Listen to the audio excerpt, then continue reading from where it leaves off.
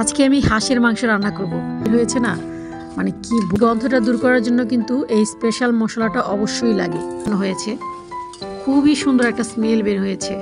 আমি হচ্ছি একেবারেই নাছোড়বান্দা, মানে এদিকে পোলাওটা আমি বসিয়ে দিয়েছিলাম আর এটা হয়েও গেছে। এত মজা হয়েছে, সেই হয়েছে।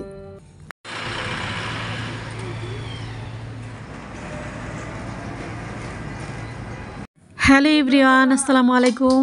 কেমন আছেন আপনারা সবাই? আশা করছি সবাই খুব ভালো আছেন এবং সুস্থ আছেন। আজকে আমি হাঁসের মাংস রান্না করব। শীতকালে হাঁসের মাংস খেতে কিন্তু ভীষণ ভালো লাগে। আপনাদের ভাইয়া বাজার থেকে 2টা হাঁস নিয়ে এসেছে, একদম পশম ছাড়িয়ে খুব সুন্দরভাবে নিয়ে এসেছে। তো এগুলোকে আমি এখন একটু পুড়ে নিচ্ছি। ছোটো ছোটো যে পশমগুলো থাকবে সেগুলো পুড়ে একদম ছাই হয়ে যাবে।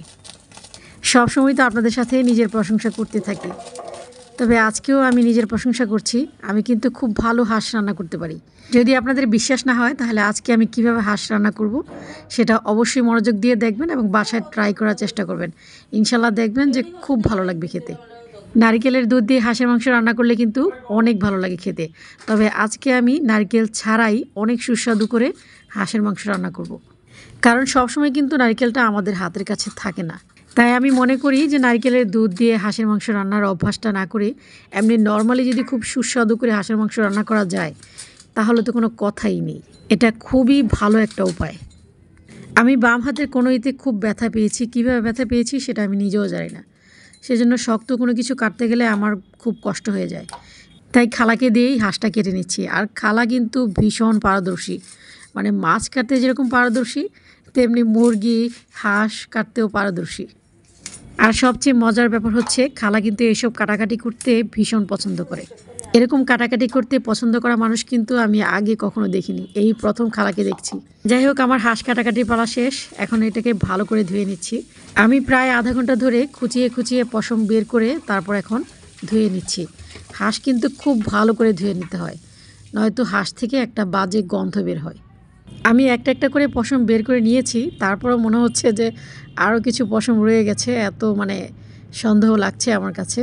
আসলে হাঁস খাওয়াটা কিন্তু খুবই প্যারার কাজ, একদম শুরু থেকে শেষ পর্যন্ত। খুব ভালো করে পশম ছাড়াতে হয়, খুব ভালো করে ধুয়ে নিতে হয়, খুব ভালো করে রান্না করতে হয়, মানে সবটাই একদম প্যারা, কিন্তু খেতে ভীষণ মজা। যদি ভালো করে রান্না করা যায় তাহলে মুরগির মাংসের চেয়েও বেশি ভালো লাগে হাঁসের মাংস। আমি কিন্তু খুব সুন্দর করে একটা একটা করে বেছে বেছে হাঁসের মাংসকে একদম পরিষ্কার করে ধুয়ে নিয়েছি। আমি এখন হাঁসের মাংসের জন্য স্পেশাল করে মশলা বানাচ্ছি। আমরা মোটামুটি সবাই জানি যে হাঁসের মাংসতে কিন্তু প্রচুর আষ্টে একটা গন্ধ থাকে, আর এই গন্ধটা দূর করার জন্য কিন্তু এই স্পেশাল মশলাটা অবশ্যই লাগে। এখানে আমি জিরা নিয়েছি, লবঙ্গ নিয়েছি, গোলমরিচ নিয়েছি, এলাচি নিয়েছি, দারুচিনি নিয়েছি, আর এখন দিয়ে দিচ্ছি 5 ফোড়ন। 5 ফোড়নটা কিন্তু আমি খুব বেশি দিইনি, একদম অল্পই দিয়েছি। এখন দিয়ে দিচ্ছি শুকনো মরিচ আর দিয়ে দিচ্ছি 3টা তেজপাতা। 5 ফোড়ন থেকে বেছে বেছে ধনিয়া, মেথি আর মৌরিটাই বেশি নিয়েছি। এখন এই সবগুলো মশলা আমি একদম হালকা করে ভেজে নেব। মশলাটা জাস্ট গরম হওয়ার সাথে সাথেই আমি কড়াই থেকে নামিয়ে নেব। মশলা যদি খুব বেশি ভাজা হয় তাহলে টেস্ট এবং গন্ধ দুটাই নষ্ট হয়ে যায়। আপনাদের ভাইয়া বাজার থেকে যেহেতু 2টা হাঁস নিয়ে এসেছে, তো আজকে তো একটা রান্না করছি, আর একদিন আরেকটা রান্না করব। সেজন্য একটু বেশি করে মশলাটা রেডি করছি, যাতে আরেকদিন এই মশলা দিয়ে রান্না করতে পারি। আমি একদিন মাছ কাটার একটা ভিডিওতে খালাকে বুয়া বলেছিলাম। সেখানে একটা আপু আমাকে কমেন্ট করেছিলেন আমি খালাকে কেন বুয়া ডেকেছি। আমি যখন খালাকে ডাকি তখন খালা বলেই ডাকি, কখনো বুয়া বলে ডাকি না। কিন্তু আপনাদের বোঝার উদ্দেশ্যে জাস্ট ওনাকে বুয়া বলে সম্বোধন করেছিলাম।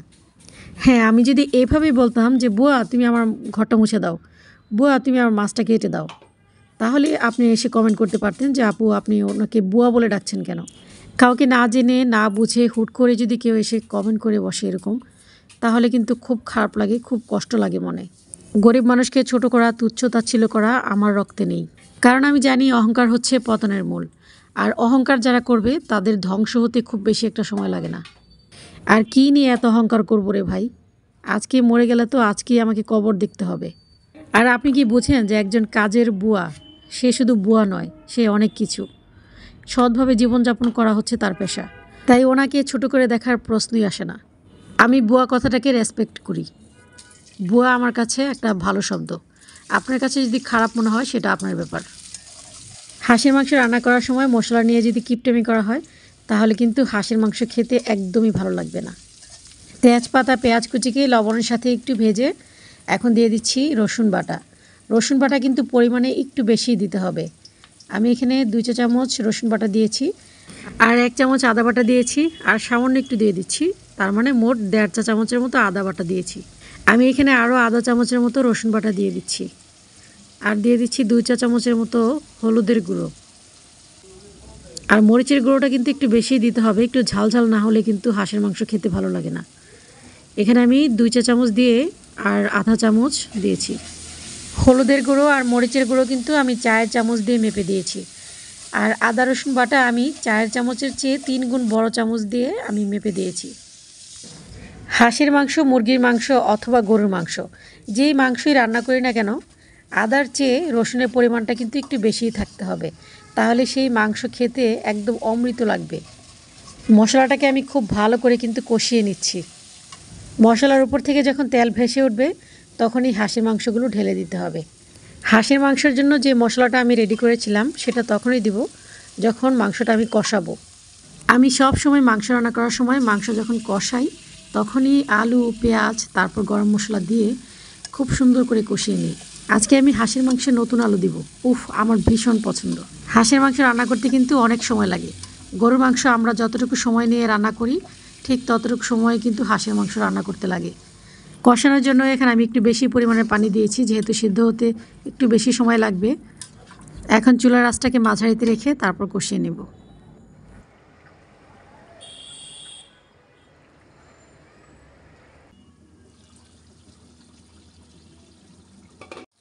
হাঁসের মাংস কষাতে কষাতে কিন্তু প্রায় আধা ঘন্টা সময় লেগে গেছে। এখন এখানে আমি সব কিছু দিয়ে দেব। দিয়ে দিচ্ছি নতুন আলু, কিউব করে রাখা পেঁয়াজ, লবণ স্বাদ মতো, আর স্পেশাল সেই মশলাটা। স্পেশাল মশলাটা আমি 2 চামচ একদম ভরে ভরে দিয়েছি। ওফ, মশলাটা দেওয়ার সাথে সাথে এত সুন্দর একটা ফ্লেভার বের হয়েছে না, মানে কি বলবো আর। যে উপকরণগুলো আমি হাঁসের মাংসতে দিয়েছি সেই উপকরণগুলো মাংসের সাথে আরেকটু ভালো করে সেট হওয়ার জন্য আমি 5 থেকে 6 মিনিটের মতো কষিয়ে নেব। আজকে আমি খুব বেশি কিছু রান্না করব না, শুধু ডাল আর হাঁসের মাংস রান্না করছি। আর মাংস রান্না করলে এমনিতেও কিন্তু ছেলেমেয়েরা অন্য কিছু ধরবেও না, ছুবেও না, তাই শুধু শুধু তেল লবণ খরচ করে অন্য কিছু আর রান্না করার চিন্তা করলাম না। আর এখন সব জিনিসের এত দাম, একটু হিসেব করে তো চলতেই হবে। ডালে কিন্তু আমি সব ধরনের মশলা অ্যাড করে দিয়েছি, আদা রসুন বাটা, পেঁয়াজ কুচি, লবণ, আর অল্প অল্প করে হলুদ মরিচের গুঁড়ো। আর এদিকে হাঁসের মাংসটা আমার বেশ খুব সুন্দর করে কষানো হয়েছে, খুবই সুন্দর একটা স্মেল বের হয়েছে। আমি কিন্তু এটাকে আরও 2 থেকে 3 মিনিট পর্যন্ত একদম ভাজা ভাজা করে কষিয়ে নেব। হাঁসের মাংস যত বেশি কষানো হবে ততই এর স্বাদ ভালো হবে। যে কোনো তরকারির টেস্ট লুকিয়ে আছে কষানোতে, যত বেশি ভালো করে কষানো হবে তত বেশি স্বাদ হবে। একটু গরম পানি দিলে অবশ্য ভালো হতো, তবে আমি ঠান্ডা পানি দিয়ে দিচ্ছি।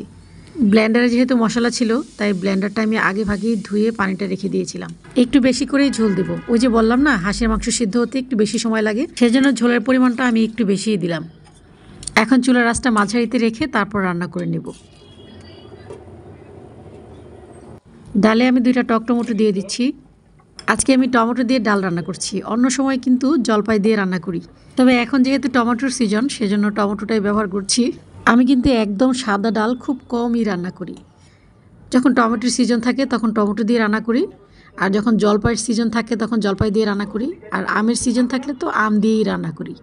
আর যখন কোনো কিছুর সিজন না থাকে তখন ফ্রোজেন জলপাই অথবা ফ্রোজেন আম অথবা ফ্রোজেন টমেটো দিয়ে রান্না করি। মানে আমি হচ্ছি একেবারেই নাছোড়বান্দা, মানে কোনো না কোনো কিছু একটা দিতেই হবে ডালে। আপনাদের ভাই অবশ্য মাঝে মাঝে বলবে যে একেবারে সাদা ডাল কি রান্না করতে পারো না তুমি। আমার ছেলে এখন জুমার নামাজ পড়তে যাচ্ছে, ওর বাবা অবশ্য আগেই চলে গিয়েছে।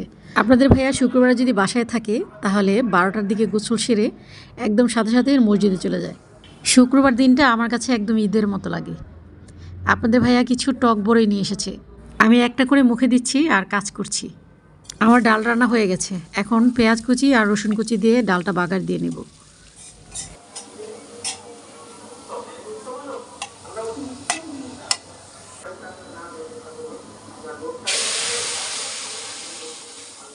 আমি কিন্তু ডাল কখনোই ঘোটা দিই না, তারপর আমার ডাল একেবারে গলে ভর্তা হয়ে যায়।